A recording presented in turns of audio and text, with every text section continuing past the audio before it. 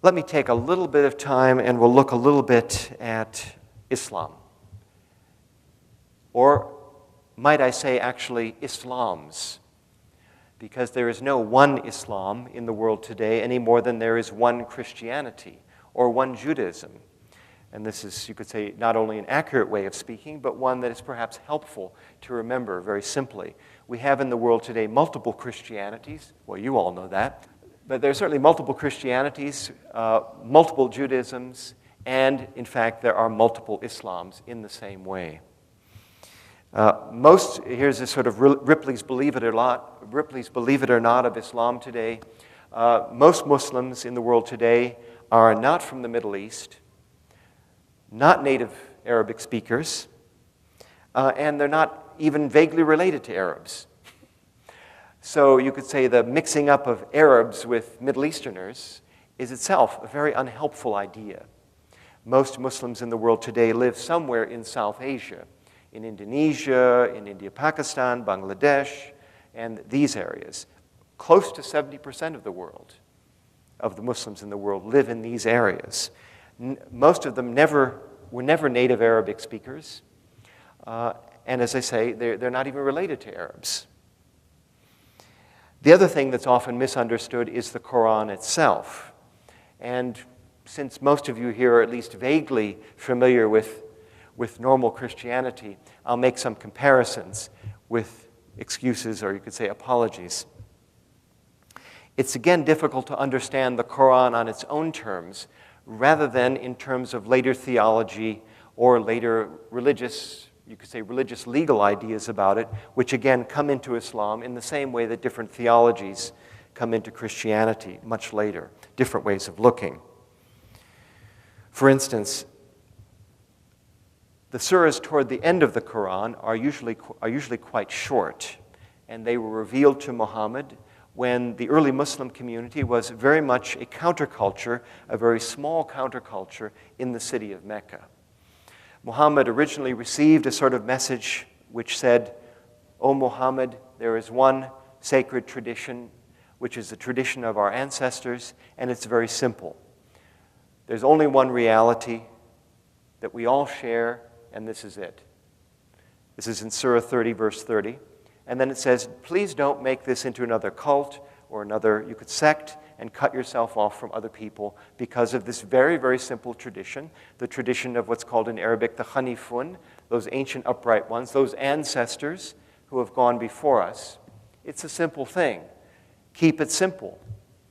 So Muhammad came originally offering a very simple message of this because the ancient nomadic ways that he had learned, the ways of hospitality, the ways of community, of taking care of the sick, of taking care of those who are less fortunate, this communal way of understanding, community way of understanding, was gradually dying out in favor of, guess what?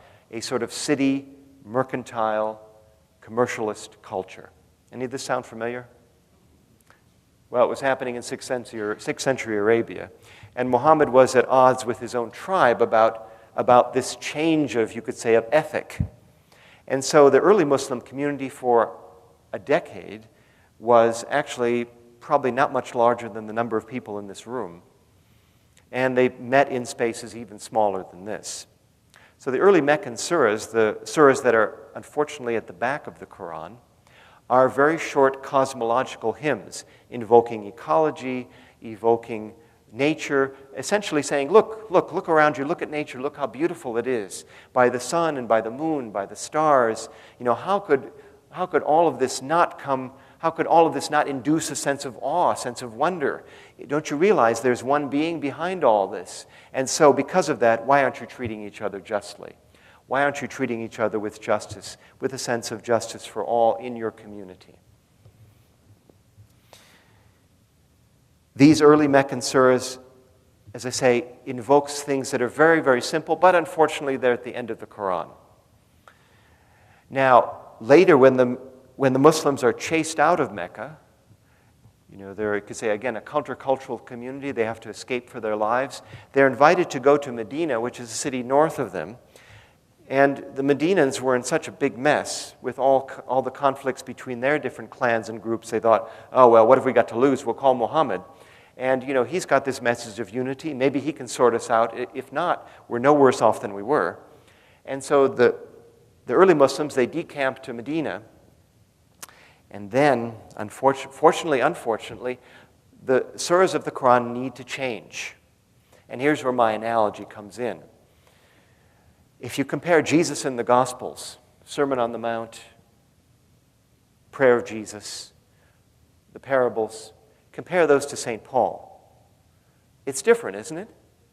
Yeah, it is different. So when the group moves to Medina, the surahs get longer because they're addressing very specific conditions within the early Medinan community where the voice that's coming through Muhammad has to sort out these very practical matters, but they're directed towards these very practical matters, just as St. Paul's, you could say, epistles are directed to very practical matters within the communities to which he's writing. Don't confuse it with the Sermon on the Mount. Well, exactly this sort of thing does happen in Islam. And it certainly happens to those who start to read the Quran from the beginning to the end, because, in fact, you have the longest surahs are first. After Surah Al-Fatiha, you have the longest surahs, and then they gradually get shorter. So by the time you get to the back, if you ever make it there, you're actually at the beginning. So it's sort of set up in some ways, not exactly like the caravan, but a little bit like that, because the ordering isn't completely clear as to why that is. To say that Jesus is the same as St. Paul, or in the Quran, these surahs that are addressed to conditions within the particular community at the time are the same as those that are more universal, you could say, or more universal wisdom. That's just a confusion of categories. Now, there's all this talk in the news today or yesterday or for the last 10 years about jihad. As you probably heard, if you've done any research in this at all, jihad is simply a word in Arabic that means struggle. It doesn't actually mean war. It means a sense of struggle. The whole notion of, you could say, warfare in those nomadic times was quite different from what it is today. Warfare, as it actually was in many Native American traditions, was actually more like, in the ancient Middle East, more like a sense of raiding. You would raid people, you would raid people's caravans. It wasn't intended to, take over territory or decimate whole peoples. It was a form of raiding. And it was a form of proving, you could say, heroism. We find this in ancient Arabic poetry, pre-Islamic poetry, this sense of, if you excuse, for want of a better word, one guy and his camel going out on a heroic quest, to raid a caravan, or, and while he's out raiding the caravan, he's remembering his beloved. And, this sort of like chivalry that we find in King Arthur and the Knights of the Round Table, all this sort of thing. Same in the ancient Middle East. Actually, there's very little fighting that goes on in early Islam at the time of Muhammad. Most of this stuff happens all by negotiation. Finally, almost at the end of his life, Muhammad returns to Mecca, and he gathers everybody together, and he says, okay, we're back home again. Everybody's back all together. Those whom we thought were our enemies have at least, in word, agreed to be part of us, that we're la ilaha illallah, there's only one reality. And please, my friends, remember this. The lesser jihad, the lesser struggle is now over. The struggle, so to speak, outwardly, our outer differences. And now is the time for the inner jihad, the inner struggle with those parts of our being, of our psyche, which want to make war, which want to not, you could say, treat each other with justice, treat each other, you could say, with care, with concern, as our old nomadic ancestors did. So this sense of the greater jihad, the greater struggle, is something that Sufis often quote as, you could say, the inner path of Islam. I know many Sufi brothers and sisters, not just from, you could say, my tariqah or my lineage, but those whom I've met in the Middle East, those whom I've met all over the world, who would maintain that this simple message of justice, of working assiduously with our inner tendencies towards hatred, towards injustice, towards impatience with ourselves and others, that this is the original message of Muhammad in the Quran, and not any sense of outer religious organization. In the same way that many Christian mystics, even if they weren't allied to a particular religious organization, maintain that Jesus offered also very simple messages. For instance, in the Sermon on the Mount, where he speaks about ripeness, blessedness, as it's usually translated in the Beatitudes. Ripe are those who from, you could say, their inner wombs birth mercy. Ripe are those who realize that this breath or their breath is their only possession. This is the Aramaic way of understanding, blessed are the poor in spirit. They shall, to them belongs the kingdom of heaven. So this very simple message of Jesus, very simple message of Muhammad, you could say these messages then become the religious fuel, you could say the spiritual fuel, out of which organizations and organizational forms are created. This is my understanding of life. Now, this is also itself neither good nor bad, or perhaps neither ripe nor unripe, perhaps a bit of both. It's a natural human tendency. It's our natural tendency as human beings to want to form communities, to find things that will bring us together. And then we also need to define what keeps us together. If we just say, well, we believe anything you want us to believe, and we're open to everyone, which is, we can say we're open to everyone, but we won't say we want to believe anything in the world.